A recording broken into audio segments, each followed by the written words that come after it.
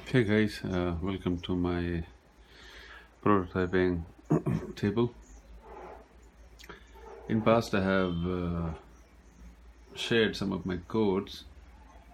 They were actually the drivers related to Modbus RTU. I mean, this is something which is used in automation to make graphics interfaces so that an operator can write data inside the PLCs, and then he can get feedback and all the information back from the PLCs so that you can understand the process well. Once I did those videos, I've been getting lots of requests to make Modbus RTU drivers, okay, which actually I do. Okay, so I do Modbus on TCP and Modbus in on UDP, and also I do it for Windows, and also I manage it in a way that it's also applicable for, you can run it from a Linux machine, no problems. So, and the best way to do it is to use with a with an IDE which had support for both of the operating system, and typically it will be something in Java, because Java runs cross-platform, and at the same time you can use C++, because C++ is also cross-platform, right? So this is how I've been making my HMIs, communicating to the PLCs, and after that, what else?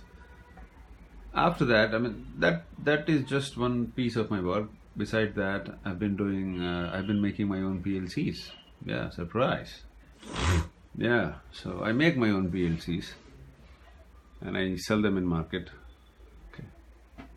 Project wise. I mean, it's not that I have a product as a PLC, but yeah, I get work, personal projects which requires hardware to be made in a way that they are actually a PLC. The only thing is that PLC is more modular.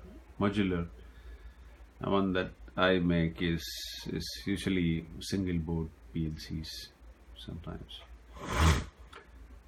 Then later on, I started to make real looking PLC type PLCs. So for that, I started to use a chip which was, as you can see in the PLC section, number one. So I started to write my own drivers on the hardware. Okay, and the drivers and then the chips I used was STM32. And after that, using STM32, I've been making digital input, digital output. So my DI/DO cards have been 16 channel each.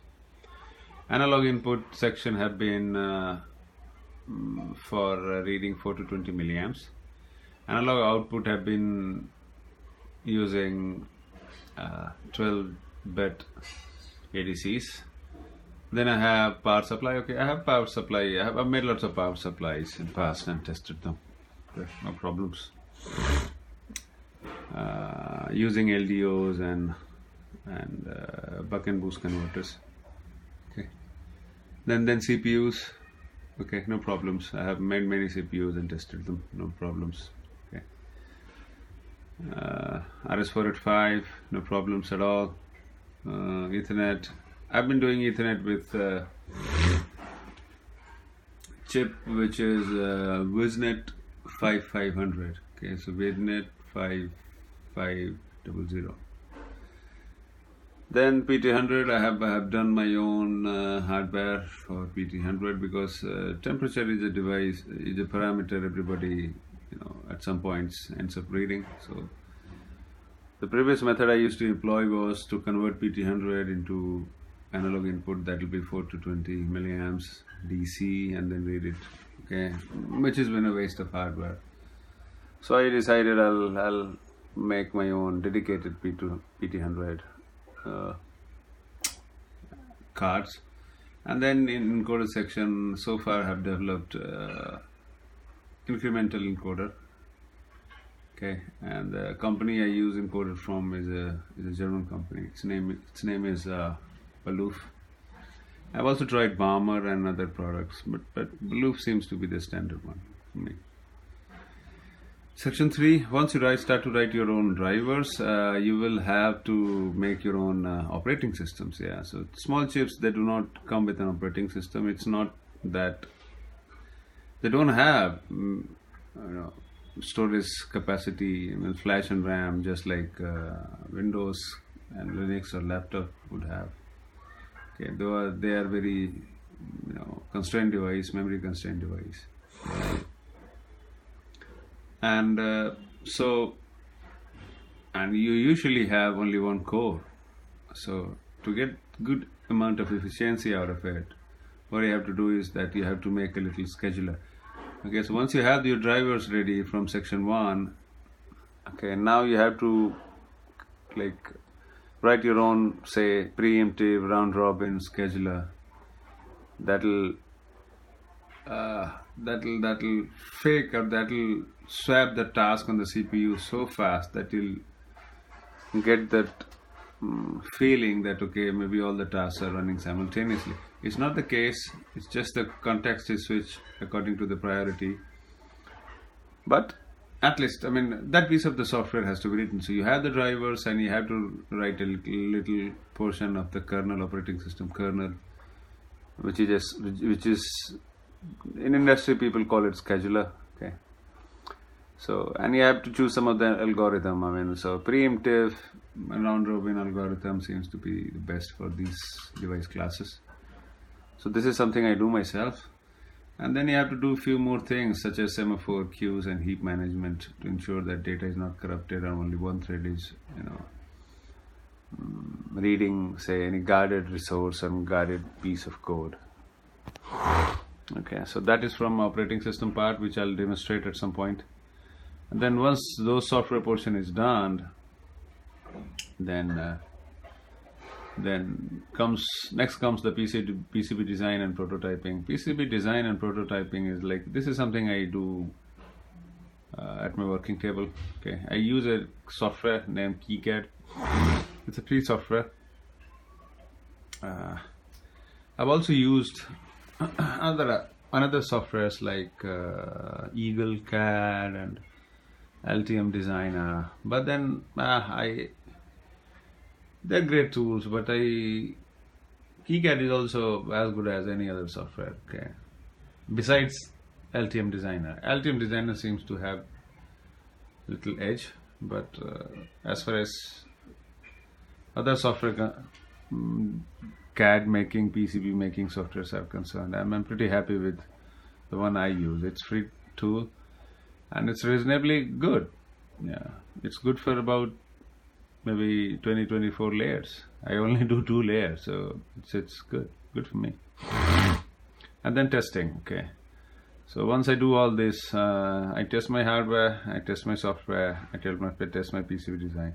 Usually previously I used to make my own PCBs at home, especially when the pitch is not that thin. Okay, so but chips these days are becoming smaller and smaller in size.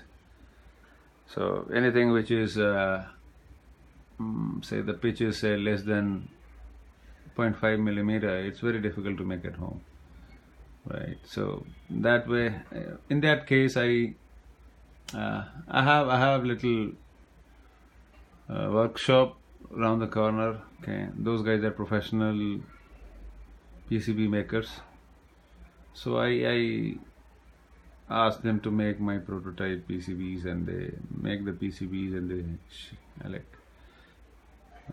they hand it over to me within, say, 8 to 10 days time. Yeah, within weeks time, I would say. And then I solder the components, stick in the components, and do the prototyping and testing. And in case I found anything problem, again I go for another revision of the product, make the design changes, make the PCB again, test it. And usually it takes 2 or 3 round PCB making before the product is finally working the way we expect it to work. So previously on internet I only shared a little portion of the work I did, but it's not all that I actually do. I do lots of work besides Modbus, writing Modbus RTU drivers, yeah. And many of my friends have been asking this individually to me, how do I do my work, and share some of the work so that they also can maybe get little help in case if it's needed. So I thought, okay, if I get some free time, I'll put up make some of the videos, put up some of the work in a little systematic manner so that people can use it for their own reference and maybe get some help from it. Okay, so this video was only introductory, what all work I do, how do I do it. In the next video I shall discuss the set of equipments that I have on my working bench, and what are their purposes, how do I use it, when do I use it, and this is if you have to make electronics product development prototyping lab, and these are the equipments you'll have to buy for yourself. Okay, you can't it's not possible. Okay, in the beginning I was writing my own hardware and testing it on a laptop.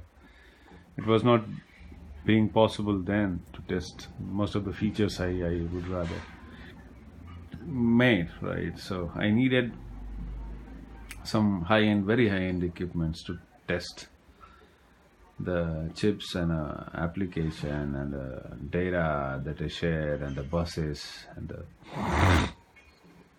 the different controllers and PT100s and all the stuff.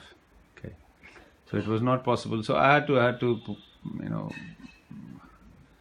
develop a little laboratory, a little working table for myself where I could test my own work, okay, before I really deploy it to the field.